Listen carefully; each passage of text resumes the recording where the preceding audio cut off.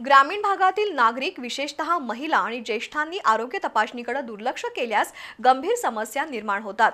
त्यामुळे पुढील पेच प्रसंग टाळण्यासाठी नागरिकांनी वेळेत आरोग्य तपासणी करून घ्यावी। वैद्यकीय तपासणी आणि उपचार करण्यासाठी राजे विक्रमसिंह घाटगे फाउंडेशन नेहमीच तत्पर आहे, असं प्रतिपादन राजे बँकेच्या अध्यक्षा नवोदिता घाटगे यांनी केलं।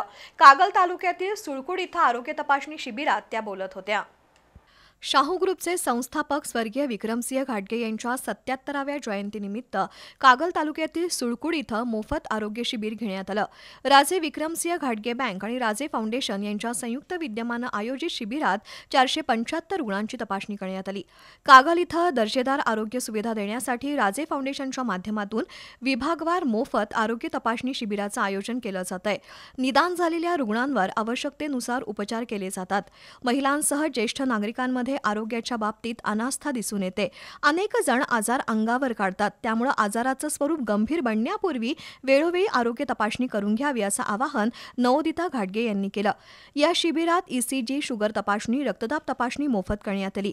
2D इको आणि TMT टेस्ट या चाचण्या 50% सवलतीच्या दरात करण्यात आल्या।